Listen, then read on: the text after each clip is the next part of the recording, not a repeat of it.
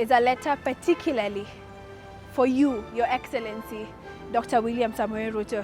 My name is Charlotte Kibet, and I run an organization called The Big Talk, where we get to create awareness and teach, help, simplify particular things within the socioeconomic scope in Kenya, particularly political, because of what's happening in the country right now.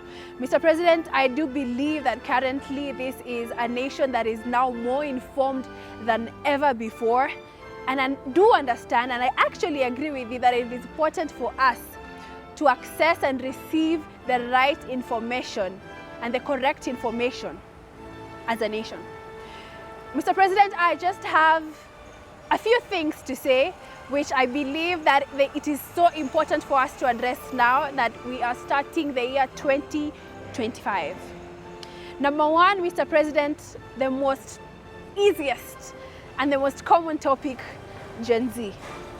It's true that there is a certain age group I fall into, but now Gen Z is more than an age group. Gen Z is literally a movement.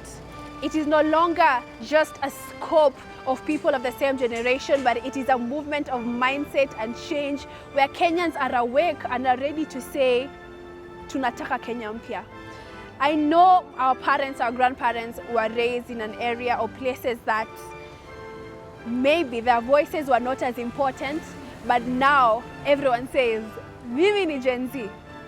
Mr. President, I think here is where the problem comes into, because as a generation who wants information, and we want the information and we have the information, I think one particular problem is the communications team from State House itself.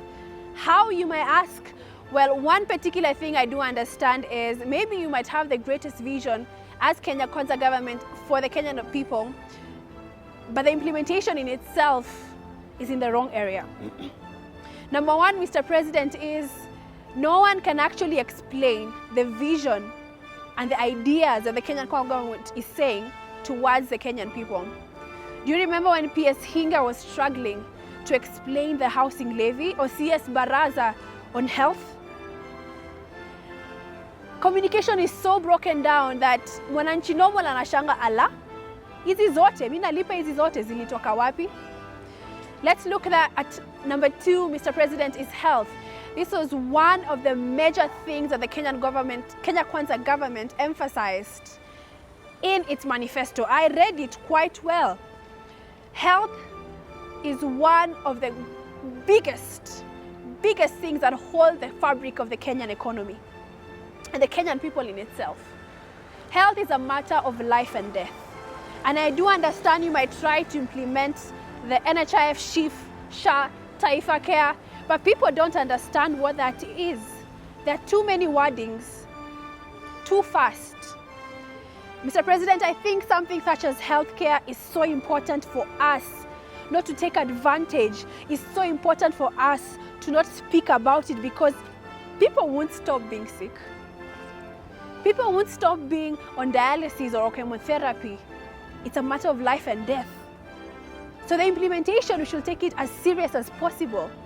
Why? We should educate the people. Why did we have to stop NHIF and now move to SHIF? What is SHIF? How can I get it? Mr. President, number three, I think I would like to emphasize is just on taxes. Kenyans are okay with paying taxes. They have absolutely no reason to refuse taxes. Romans 13 in the Holy Book says that we should obey the laws of the land and the local authorities, and Kenyans have no problem paying the taxes that they are getting. Hawana shida kabisa. It has reached a place, Your Excellency, that Kenyans are now aware and they are saying taxes zetu zinaenda wapi. And I think as much as it is important for us to pay our taxes, to follow the rules of the land, to follow the local authorities, I think it's also important for us as active citizens to also ask ourselves, where are our taxes going to? Mr. Excellency, I think maybe the ideas you have, of course, pay Kenya for Kenya to Kenya. Our taxes should serve us.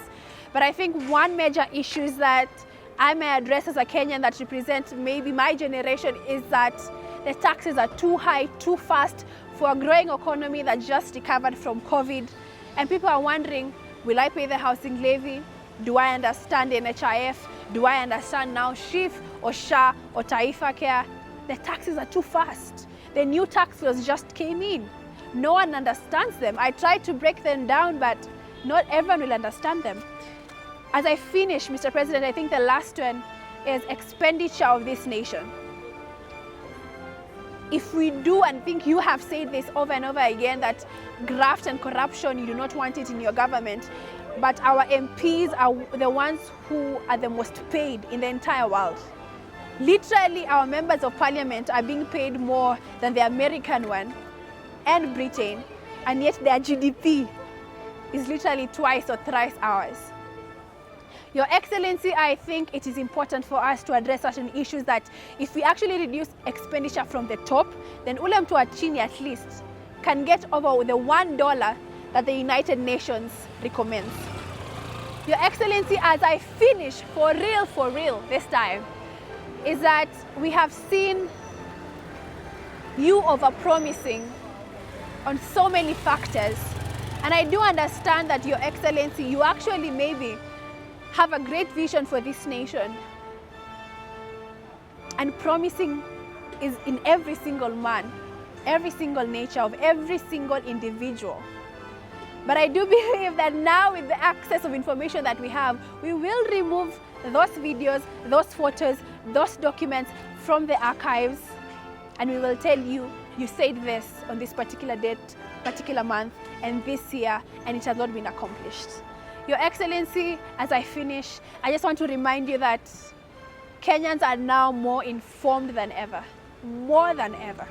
And that's where we as a Big Talk try to come in and say we're creating awareness, and we just don't want you to get information, but the right information. Your Excellency, this Kenya is for every single one of us. It's for the 60 million Kenyans. It's for the Kenyans who are not corrupt. It's for the Kenyans who are actually corrupt, who should be in jail. And we have reached a place where everyone is aware, everyone is ready, and I do believe the Kenya government should be ready for a generation that is very informed. Asante sana na Mungu akubariki.